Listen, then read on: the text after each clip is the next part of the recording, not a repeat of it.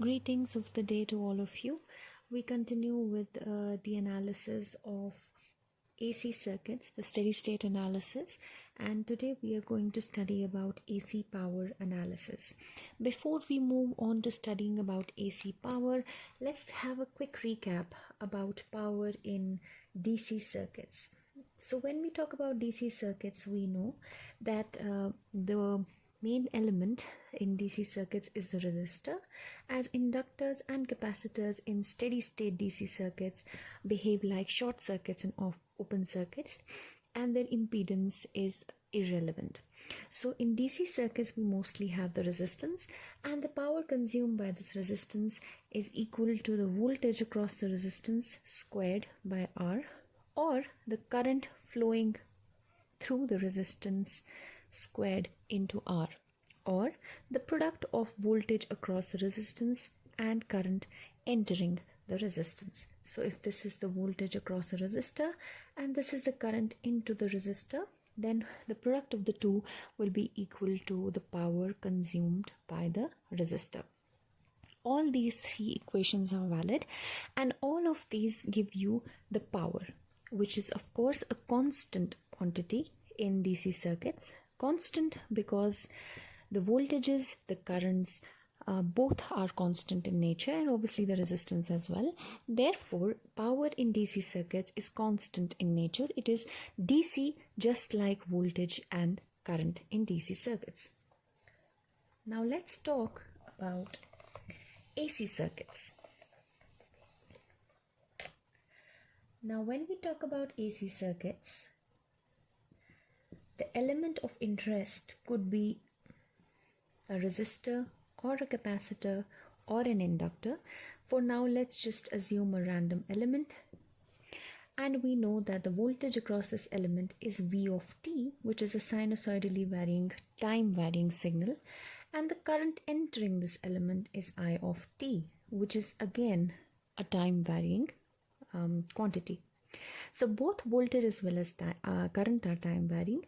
As a result, the power consumed by this element, which is the product of the two, is also time varying. This quantity, V of t into I of t, is known as the instantaneous power.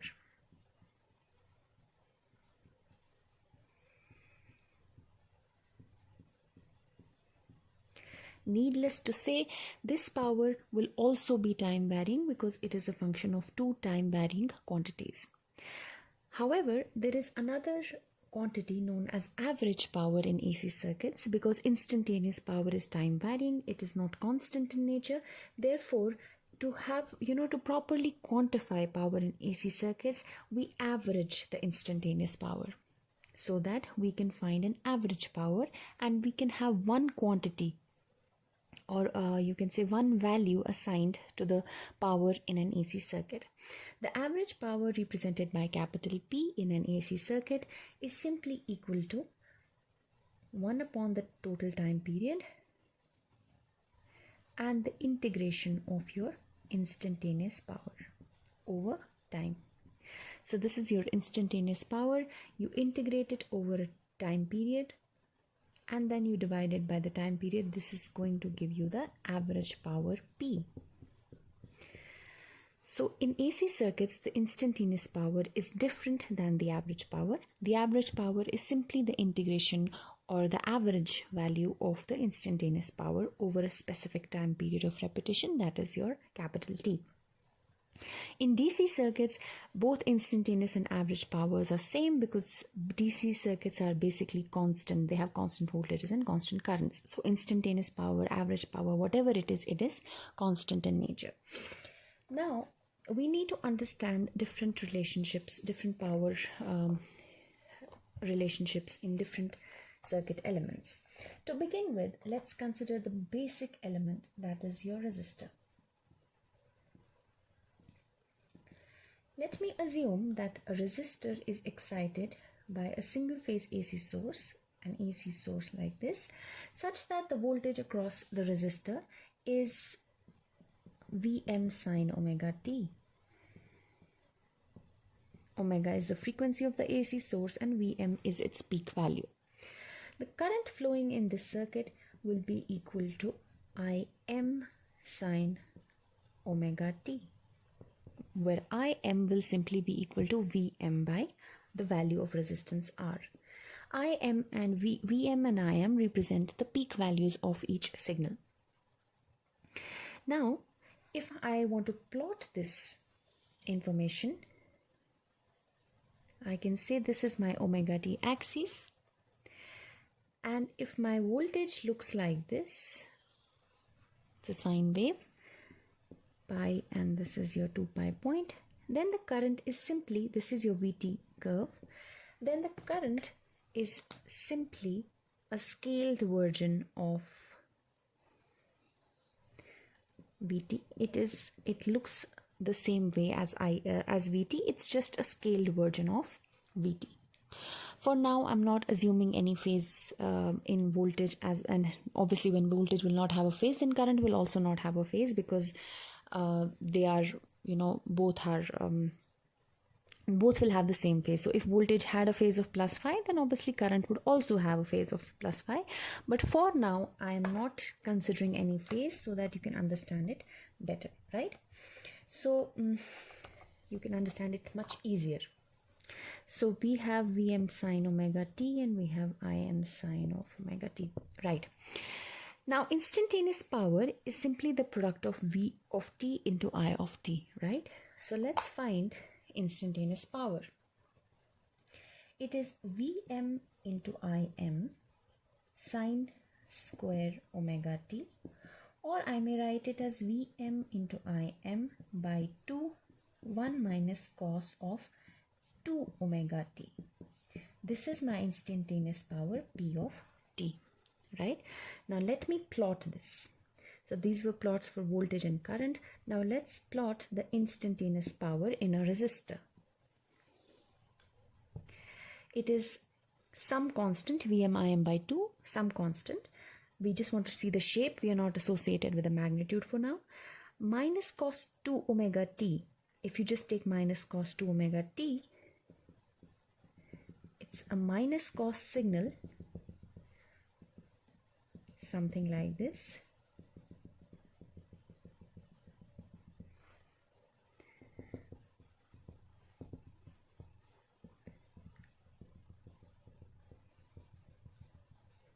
Yeah, so this is your minus cos 2 omega t. 2 omega t means the frequency is twice the frequency of the voltages and the currents associated with this resistor. The frequency is twice, and this signal is minus cos 2 omega t. I add plus 1 to it. So I add 1, this magnitude is 1. So I add 1, which means it gets scaled by 1. This reaches 0.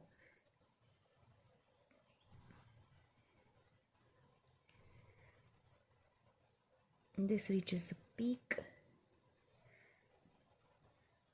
This is like this. This is like this, right?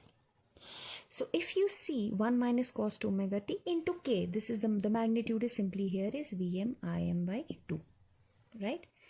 So my power, instantaneous power, looks something like this blue line.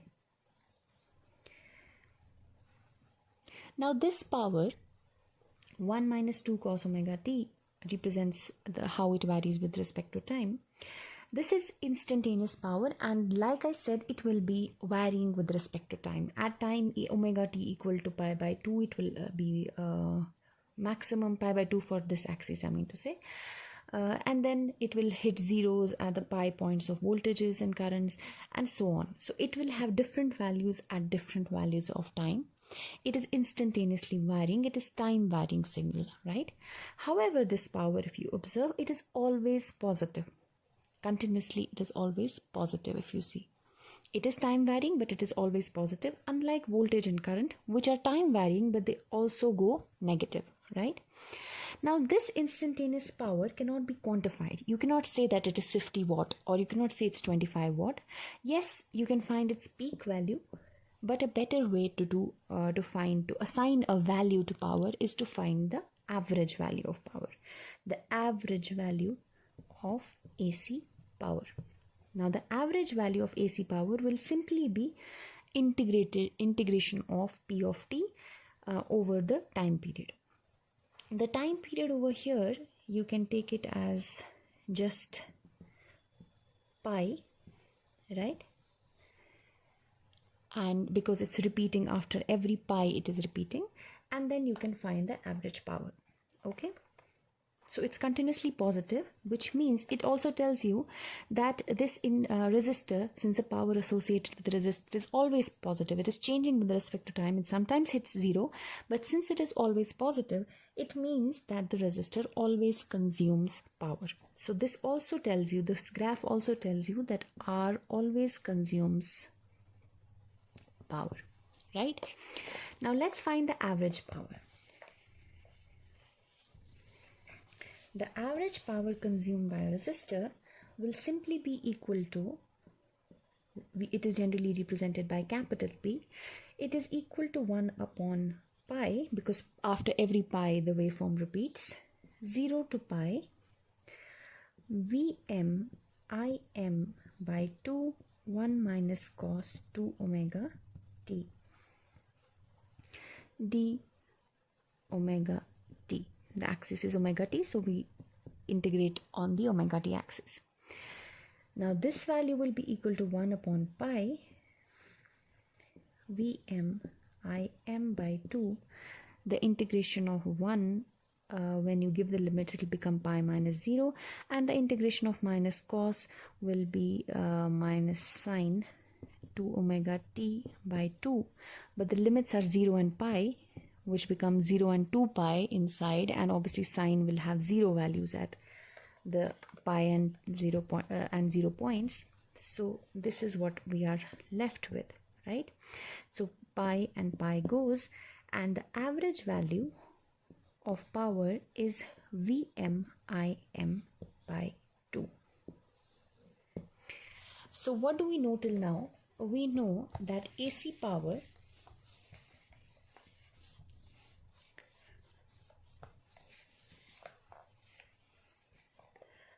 has two ways of representation. One is the instantaneous power P of t. In a resistor, it is simply equal to the product of time varying voltage into time varying current. And the other is average power, which assigns one value to power. It quantifies an instantaneous quantity, and it is Vm Im by 2.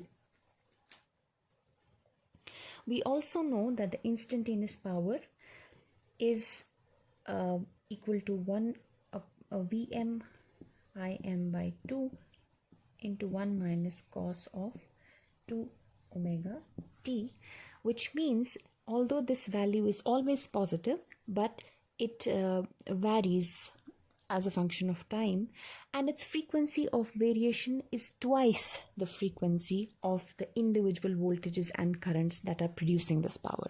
So if voltage is at omega, current is at omega, power will be at 2 times omega. Its frequency will be twice. Okay. So now this equation, the equation for average power, tells you something. I can simply modify this equation a bit. The average power, I can write it as Vm upon root 2 into Im upon root 2. Okay.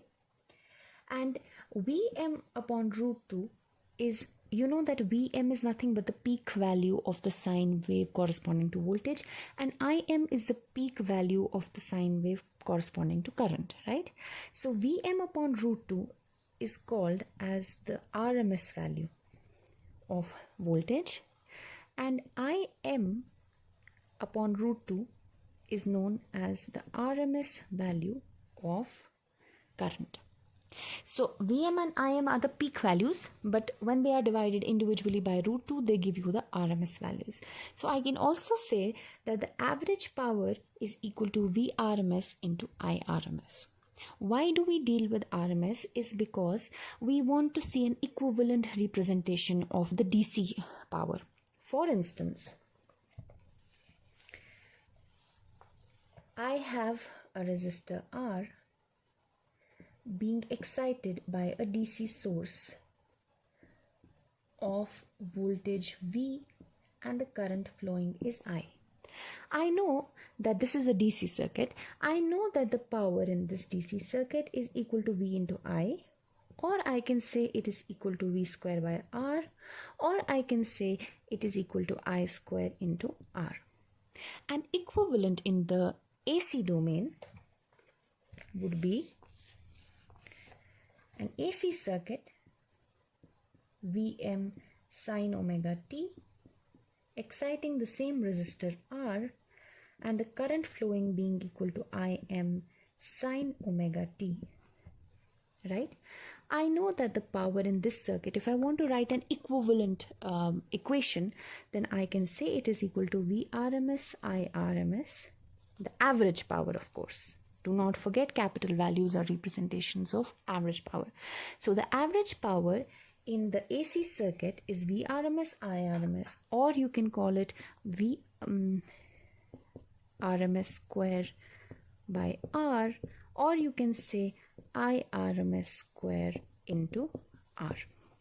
So sometimes it is also necessary to quantify sinusoidal signals through their RMS values instead of their peak values. Till now we were dealing with phasor analysis and peak value representations of sine waves, but now we know that using RMS values also helps us because it makes the two circuits, DC and AC power analysis, equivalent.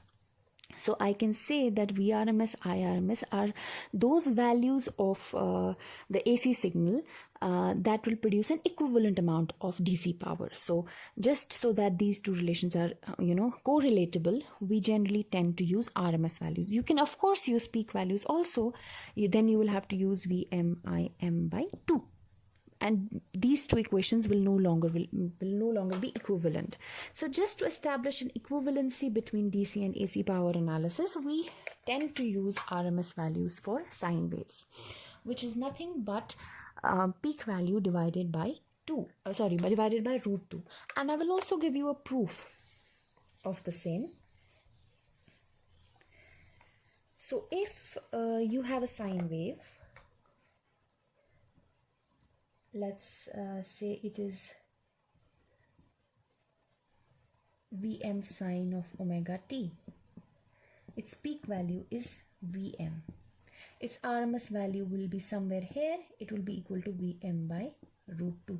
It's one value assigned to a sine wave. Okay. Now RMS is nothing but root mean square. So root mean square means that I square my signal, right? I find its mean over its entire time period. Mean or averaging, whatever you may call it, or integration. They're all one and the same thing, right? So I integrate it over its entire time period, whatever the time period is. Let's say 2 pi, because sine signals have a period of 2 pi, right? So I mean it, I square it, I mean it. By mean, I also mean that I have to divide it by the entire time period, because integration will give me the sum, and then the entire time division by the entire period will give me the mean or the average. So this is the mean, and then I root it, right? So this is the RMS value of my signal Vm sine omega t. Now let's find this RMS value. It will be under root of Vm square by 2 pi integral of 0 to 2 pi 1 minus cos 2 omega t d omega t, right? And this will get divided by 2, so this will become 4, right? So let's move further. We have the RMS value of a sine wave is equal to under root of Vm square by 4 pi. This becomes 2 pi minus 0 the integration of cos is sine, and on those ends sine is 0. So I can just wind it up over here. Pi and pi go, 2 and 2 go. Under root of this is Vm by under root 2. So the RMS value of a sine wave is simply its peak value divided by root 2. Now, some of you had asked me questions in the previous doubt clearing session that it is given to us that a current in a circuit is say 20 root 2 sine of omega t minus say 30 degrees or whatever. So many of you were getting confused by this root 2. Now let me tell you, this tells you the whole thing along with the sine is your peak value. So this is Im. So Im over here is 20 root 2. It is the peak value, and it is also the magnitude of my phasor representing the current. The RMS value here, if you would want to do power analysis, you may need RMS values. So the RMS value here is simply the peak value, that is 20 root 2 divided by root 2, because we know peak divided by root 2 is RMS. This and this goes. So 20 here is the RMS value of the signal, 20 ampere. So just by observing it, you should know that this is the peak value and 20 is the RMS value of the signal. I hope it is clear now. So we basically understood what RMS is. We basically understood what instantaneous power is and what average power is, right? Now we will see, we did all this analysis for resistors, right? Now let us see the same thing, AC power analysis, for our second element, that is the inductor.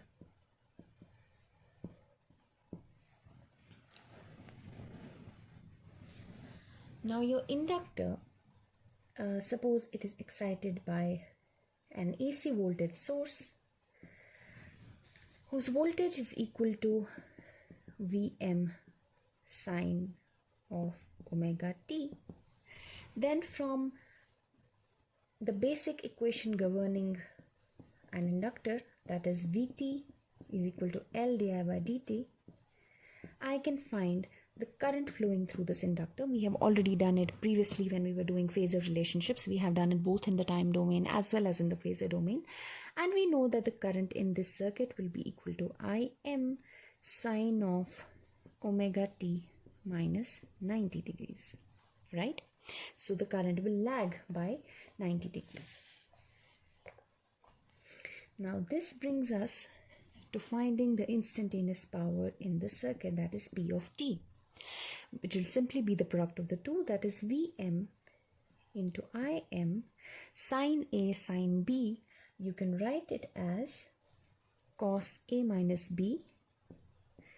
This is omega t minus omega t plus 90 minus cos A plus B, that is 2 omega t minus 90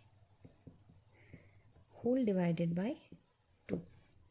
So this becomes, cos of 90 is 0, so this becomes minus Vm Im by 2 cos of 2 omega t minus 90, or you can say sine of 2 omega t, right? So instantaneous power in an inductor, again I have not assumed any phases, but just to simplify, I have not assumed any phase for voltage. Obviously that will also get introduced in the current. Just for simplification, I have not assumed phases, right? Now instantaneous power in an inductor is equal to this. Let's plot it and understand. Let's plot this information and understand it. I'll write it somewhere on the side so I have enough space. So instantaneous power is minus Vm Im by 2 sine of 2 omega t.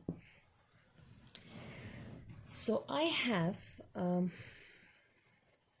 voltage across the inductor looks like a sine wave, right? This is pi, this is 2 pi, and this is my voltage signal. And I know that the current through the inductor simply lags the voltage by 90 degrees. So the current is something like this, lagging by pi by 2. It starts pi by 2 later, or you can say it reaches a peak pi by 2 later than the voltage does, right? So this is your current. And your power, which is simply the product of the two, will have twice the frequency because there is sine 2 omega t. And it will be, if I draw, because there's a minus sign, so it's minus sine 2 omega t. So it will be something like this, right? Now here the power is not positive. It's time varying, just like you had time varying instantaneous power in case of resistive circuits. You also have time varying instantaneous power in case of inductive circuits, because instantaneous power will always be time varying. But in case of your resistors, it was always positive. In case of your inductor, it is positive as well as negative. So the instantaneous power is a sine wave and not 1 minus cos 2 omega t, right? It's a sine wave, right?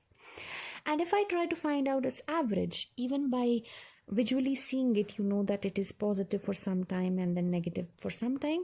It's natural, if the two intervals are equal, then the average value of the signal will be 0. So the average value of power associated with an inductor is 0. We will also prove it mathematically.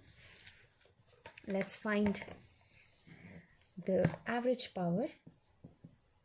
So 1 upon 2 pi, because it is repeating after every 2 pi intervals, integral 0 to 2 pi minus Vm Im by 2 sine 2 omega t. All right, so I can write this as Vm Im by 4 pi. Integration of sine is minus of cos, so this becomes plus cos 2 omega t, and then 2 also goes here, and the intervals are 0 to 2 pi. So cos of 4 pi is minus 1, and cos of 0 is cos of 4 pi will be 1, and cos of 0 will be minus 1. So this will again be 0. So the average power, mathematically also you know that the average power is 0, and graphically also you know that the signal is going negative, then it is going positive for the same duration and the same wave shape. So obviously the average value is going to be 0, because area under this curve, which is integration of this curve, then area under this curve will be equal. So it means that the instantaneous power of an inductor is a sine wave, and the average power consumed by an inductor is 0. Now look here, the inductor power, instantaneous power, is sometimes positive. When it is positive, it is drawing energy from the source. It is absorbing energy from the source in the form of magnetic field.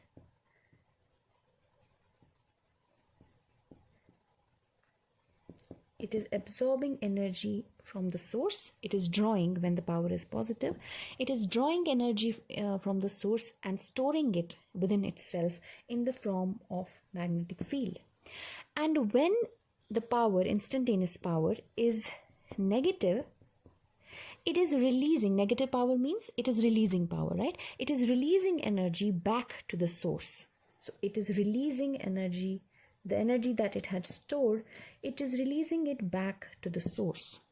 So what basically happens is that an inductor in an AC circuit first draws, in every half cycle, it draws energy from the source, and then in the next half cycle, it gives the same energy back to the source.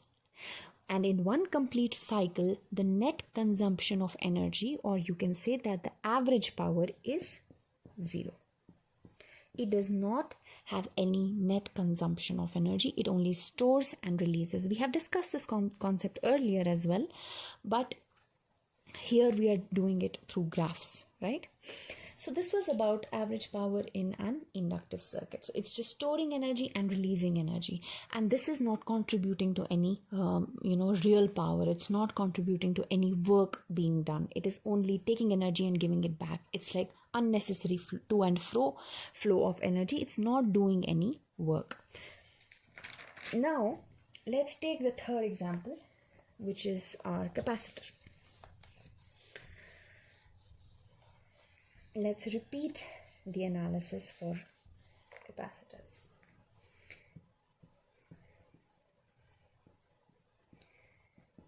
So if you have an AC source exciting a capacitor such that the voltage across the AC source and of course across the capacitor is Vm sine of omega t, then the current flowing in the circuit will be dictated by C dV by dt is equal to I of t. And we have done it previously. We have, when we were doing phasor relationships in circuit elements, we have solved in the time domain, and we have come to know that the current leads the voltage in a capacitive circuit. So it is a leading angle of plus 90 degrees. If I try to find instantaneous power, which is the product of the two, it is Vm Im sine A sine B is equal to cos of A minus B, that is omega t minus 90, minus cos of A plus B, that is 2 omega t plus 90, whole divided by 2. So this becomes the instantaneous power P of t, let me write it here, becomes minus cos 2 omega t plus 90, which is cos A cos B minus sine A sine B, minus minus becomes plus. So this is Vm Im by 2 sine of 2 omega t. So this is my instantaneous power. Let me plot.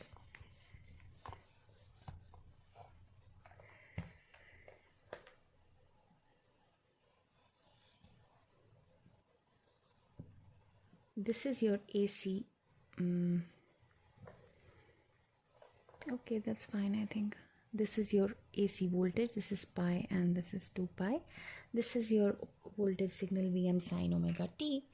We know that in a capacitor, the current will be leading, which means it starts 90 degrees early, right? The current will look something like this. It reaches a peak 90 degrees earlier than the voltage signal. It is leading the voltage signal by 90 degrees, right? So this is my current signal I of t. And now let's plot P of t. It is instantaneous power is again oscillating at twice the frequency. So at twice the frequency, it is sine 2 omega t. So it is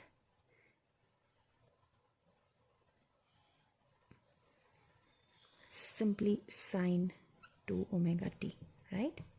Something like this. You can also see it like this. Voltage and current are both positive here, so it's positive. Voltage is positive, current is negative, so product is negative. Both are negative, so it is positive. One is positive, one is negative, so it is negative. You can do the same thing for the inductor as well, just for simplification. So instantaneous power is again a sine wave, but average power, if you find it again, it will be 0. This again tells you, if you find the average of the signal, it will be 0. Even this tells you that the average power is 0, because the instantaneous power goes negative for as much duration as it stays positive, right? So even in a capacitor, the consumption of energy, net consumption of energy is 0, or you can say the average power is 0. But yes, it sometimes draws energy from the source in 1/2 cycle, stores it in the form of electric field, and then it releases that energy. Power becomes negative, instantaneous power. It releases that energy back to the source, and then consumes it, absorbs it again, then releases it again, such that in one complete cycle, or if you want to take this as one complete cycle of the AC wave, input AC wave, then in one complete cycle, the net consumption of energy or the net average power or the net work done is 0, similar to an inductor. Now, what is the principal difference between an inductor and capacitor? We know they both do not consume any power. The power is only consumed by a resistor. We have seen that the average power was positive. The instantaneous power was also always positive, and the average as a result of it was also positive. So, what is the difference between an inductor and a capacitor is one, that an inductor stores and releases energy in the form of magnetic field. A capacitor stores and releases energy in the form of electric field. And also, if you see that for the same voltage, the inductor current was lagging, right? It was something like this. And if you were doing the power analysis, you saw that it was first negative, instantaneous power, and then it was positive. Right? So this was a curve for power. The black one was a curve for power in an inductor, P of t in an inductor, and the blue one is the curve for power in a capacitor. This tells you then that when a capacitor and an inductor are excited by the same source, the capacitor stores energy while the inductor is releasing energy. And the inductor releases energy while the capacitor is storing energy. Net energy consumption is totally both an inductor as well as capacitor is 0. But overall, when the capacitor is storing, it also releases, and when the inductor releases, and when the inductor is releasing, the capacitor is storing. Which can also mean that in steady state, they can exchange energy in between themselves. The capacitor will draw energy from the from the source. So it will draw energy from the source. Now it has stored energy, right? When it is storing energy, in the next cycle it has to release energy. And when it releases energy, that energy will be stored by the inductor, because inductor stores energy when capacitor releases it. And then in the next further half cycle, the inductor will release energy, and that is also the time for the capacitor to store energy. So it will store the energy that the capacitor has that the inductor has released. I mean to say that they will complement each other, and it is possible that if you design the inductance and capacitance in such a way that they, just once they take the energy from the source, then they can keep on exchanging energy between each other, it will look like the source is not seeing anything. It seems like the source will not feel there is any requirement of energy in the circuit. So the source will be completely relieved of energy. We know that by careful selection of L and C, it is possible to, just cancel out their effects. We also know that their impedances are, if the impedance of one is positive, that of the other is negative, right? The reactance. And obviously it's possible for them to cancel out each other. That is the significance of a negative impedance offered by a capacitor, right? Now, coming to one more thing, that is this concept of LC oscillations and inductors and capacitors storing and releasing energy, and that too in a complementary way. We will discuss it in more detail in a later lecture when we will discuss resonance. So for now, this was about basic power analysis in resistors, inductors and capacitors, the concept of instantaneous power and average power, and how power is actually consumed or work is actually done only in a resistor. Inductors and capacitors just take energy in one half cycle and release it in the other, just that they do it complementary to each other. We also discussed the concept of RMS quantities, RMS signals, so voltage RMS and current RMS, which are better ways to quantify AC signals, especially when you are trying to find out power, because they give you equivalence of DC power analysis. And we know that for a sine wave, the RMS value is simply the peak value divided by √2. Now in the AC power, when we do AC power analysis, we have an equivalent of the maximum power, but now maximum average power transfer theorem. Power transfer theorem. So you may have a complex network, but you can represent that AC network by its Thevenin equivalent and an impedance ZTH. I would suggest you, like I have done in the previous class, that please do questions on Thevenin and Norton analysis for AC circuits as well. We have done mesh analysis, nodal analysis, superposition principle, questions on all of those in doubt clearing sessions also. Norton and Thevenin theorem, it remains the same, just instead of dealing with real numbers, you have to deal with complex numbers when you work in the AC domain. So in the AC domain, a Thevenin equivalent of a large complex network can look like this, where VTH is a Thevenin voltage, AC voltage, and ZTH is a Thevenin impedance. And this circuit has a variable load connected to it, say ZL, which will be equal to RL plus JXL. Similarly, ZTH will be equal to RTH plus J times XTH. And the ZL is variable, it's a load resistance that we can vary. And we want to find the value of ZL for which power is maximized. That is, maximum power is drawn from the source. Let's first try to find the power in this AC circuit. The power by now we know that if ZL is RL plus J times XL, we know that only RL is going to consume power. XL is not going to consume any average power. So the average power will be equal to, consumed by the load, of course, because that's what we have to maximize, will be equal to the current RMS squared into load resistance.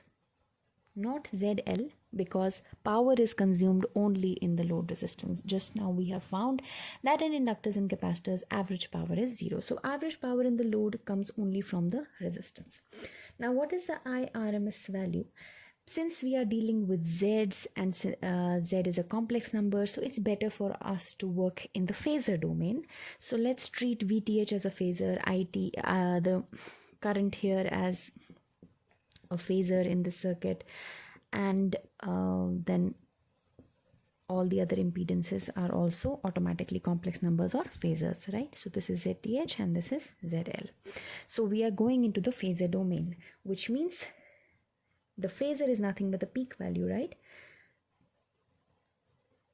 The RMS value is the magnitude of the phasor divided by √2 squared into R of L. So capital I over here represents the magnitude of the phasor or the maximum value IM. So since we are dealing with phasors, I try to use the capital I. Okay? So this is half of I square RL, where I is the phasor of current in the circuit. It will also be equal to the applied voltage phasor divided by ZTH plus ZL whole square into RL, or you can say it will also be equal to half of VTH divided by, I can separate the real and imaginary parts. The real parts will be RTH plus RL and the imaginary parts will be XTH plus XL into J whole square into RL. So this is the equation for power consumed by the load. And what do I have to do? I have to maximize it. And what can I change? I can change my load impedance ZL, which means I can either change its real part or I can change its imaginary part, XL, right? So let's first find, we can differentiate with respect to one at a time. So let's differentiate power with respect to XL. So we change XL. Now if you differentiate this, you will get all these constants will go to one side, VTH square by 2. This whole thing will become RTH plus RL into this whole square. Differentiation of RL with respect to XL will be 0. So this will all become 0 minus RL into differentiation of the denominator, that will be 2 times RTH plus RL plus J into XTH plus XL. Please do it yourself. I mean, this is simple differentiation. Just do it yourself. You'll be more comfortable that way. Divided by the denominator squared, right? So if I equate it to 0, it has a real part and it has an imaginary part. So if I equate the real part to 0, it will give me RTH is equal to minus RL. And if I equate the imaginary part to 0, it will give me XTH is equal to minus XL. But there is nothing in the world which is a negative resistance. So obviously this equation is going to be discarded. But yes, the load impedance, if it is taken equal to minus of the impedance of the Thevenin impedance, then we get the first condition of maximizing the power, right? If XTH is equal to minus XL. So the first condition is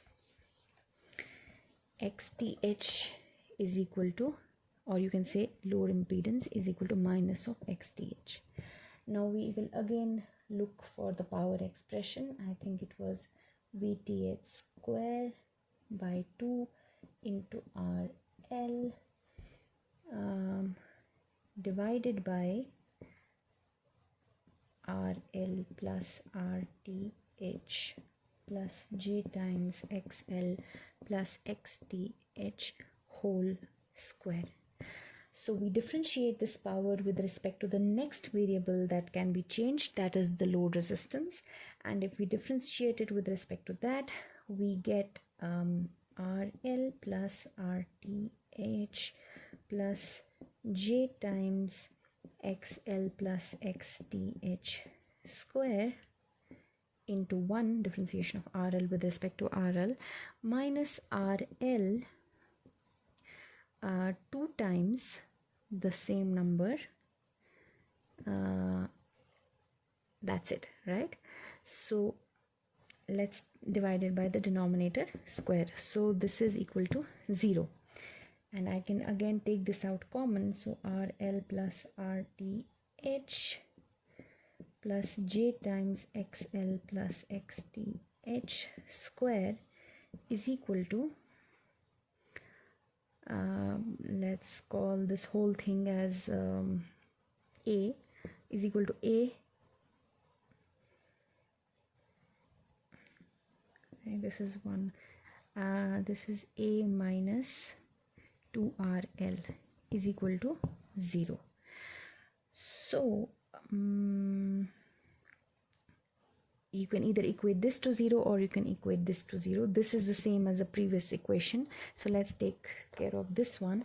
A minus 2RL is equal to 0, and A is nothing but RTH plus RL plus J times XTH plus XL minus 2RL. Minus 2RL is equal to 0. We know that already XTH is equal to if you equate the imaginary part, it will already give you what you got previously, that is XL should be equal to minus XTH. Let's equate the real part to 0. So RTH plus RL minus 2RL, that is minus RL is equal to 0, which gives you that load resistance should be equal to Thevenin resistance. So for maximum power transfer, the real part of the load resistance should be equal to the real part of the Thevenin resistance, and the reactive part of the load resistance should be equal to minus times the reactive part of the Thevenin resistance. And what will be the power value of the maximum power? It will be 1 upon 2 VTH square into RL into RTH plus RL plus J times XTH plus XL whole square. XTH will be equal to minus XL, so this becomes 0. RTH will be equal to RL, or you can say RL will be equal to RTH, so this is 2 RTH square, so that is 4 RTH square, so this becomes 4 RTH square. This is RL, it is also equal to RTH, so this goes, this goes, this becomes equal to P max. Maximum power will be equal to VTH square by 8 times RTH. So this is the maximum power. It is transferred only when load resistance is equal to Thevenin resistance and load reactance is equal to minus times Thevenin reactance. So this is the condition for maximum power transfer. And in the next class, we will move on to studying about a real, reactive, apparent power, and the concept of power factor in AC circuits. I think by now we are well equipped to study that. And then we will move on to the concept of resonance, series and parallel resonance circuits. And finally, we have a couple of lectures on three-phase power analysis. And we will wrap up the syllabus with that. That's all for today.